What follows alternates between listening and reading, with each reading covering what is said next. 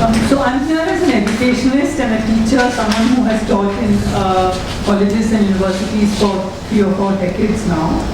And I'm here to draw your attention to the deeply disturbing information that we get from the All India Survey on Higher Education, which is conducted by the Ministry of Education.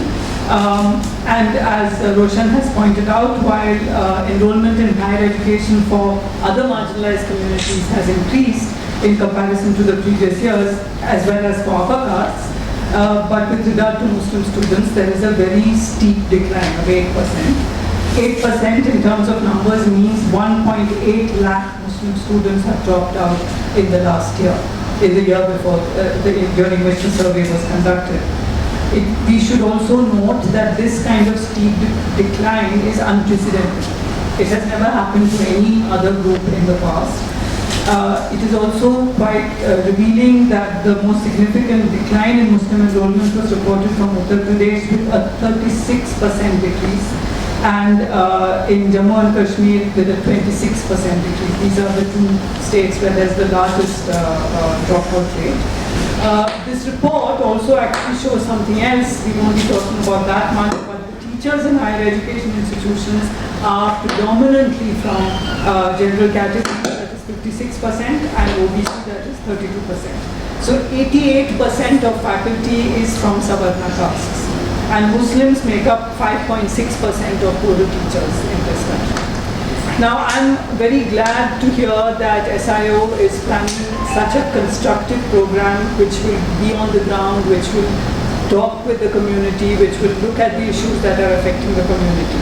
But I'm here to say that we cannot read these figures in isolation from what has been happening in the country since 2014. Now, in 2006, the Sachar Committee report came out, right? And we all know about it. It revealed stark disparities in the situation of Muslims. Now, when the Sachar Committee report came out in 2006, the report very specifically said something interesting, and I'm going to quote from it, from the Sachar Committee report.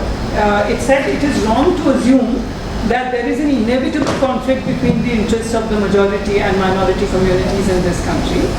But the fact of belonging to a minority community has, it cannot be denied, an inbuilt sensitivity to discrimination. This sensitivity is natural and may exist among religious minorities in any country.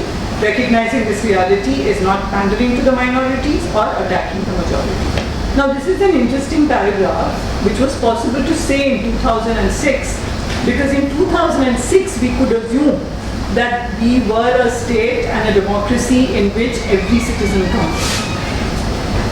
So in 2006, it could be argued that there must be certain inbuilt structural dynamics that operate in a majority-minority situation, and that is why Muslims are marginalized.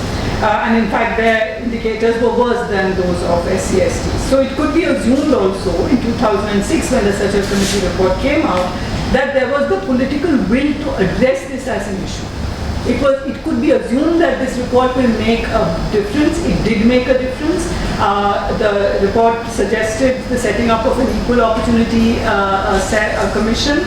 A bill was in fact approved by the Union Cabinet in 2000, a bill for equal opportunity commission, to set up an equal opportunity commission to address discrimination of all kinds, caste, sex, religion, everything. The bill was approved by the Union Parliament a few months before the 2014 elections, and it never saw the light of day, because in 2014 the NDA came to power and that bill was sidelined. Now, we know that since 2014 this government has very explicitly established a Hindu supremacist state. We have to use these words. We can't pretend that this is a democracy in which somehow some minorities are suffering because of their internal problems. There are very explicit statements from very high-ranking officials of this government, and including the Home Minister, that this is a Hindu supremacist state.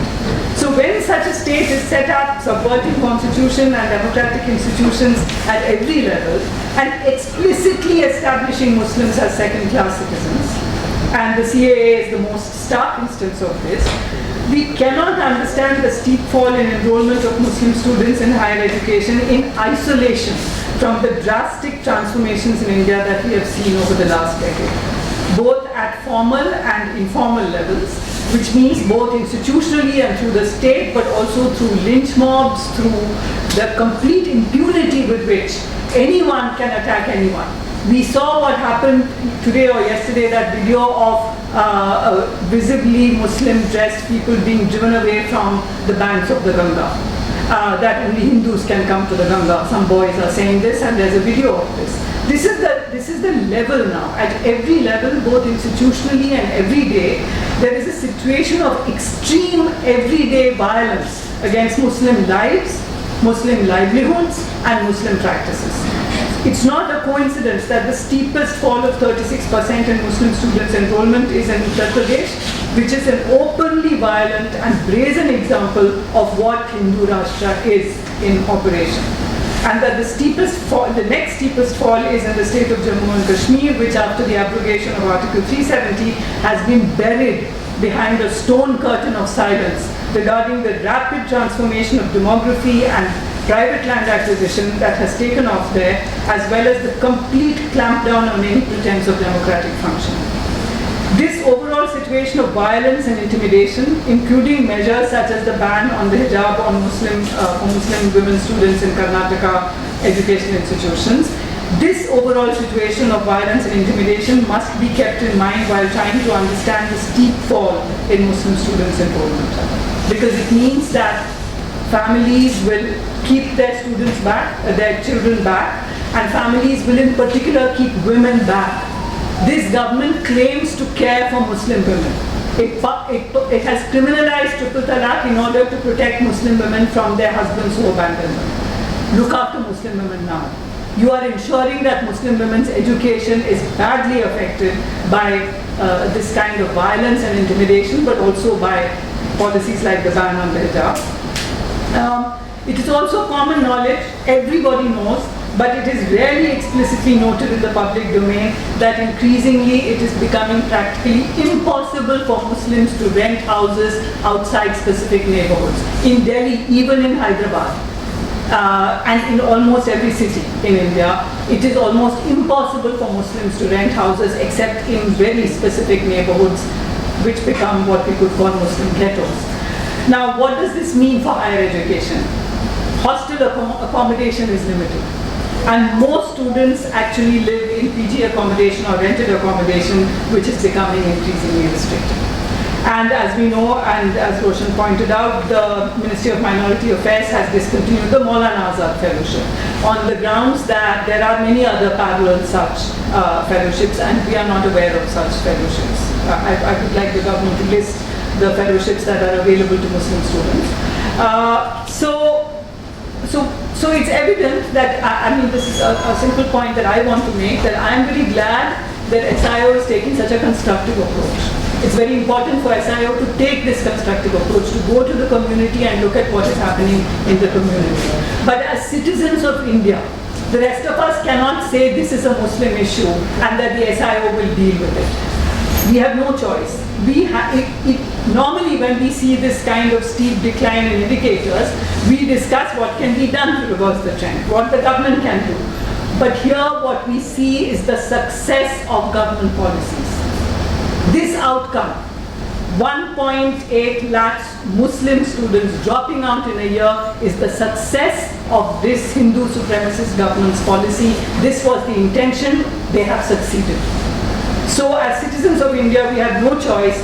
We must take every opportunity to speak up against Hindu Rashtra based on the Manusmriti that is being established over the last decade, and insist on recovering the republic set up under the Constitution, geared towards justice, equality, freedom, and strength.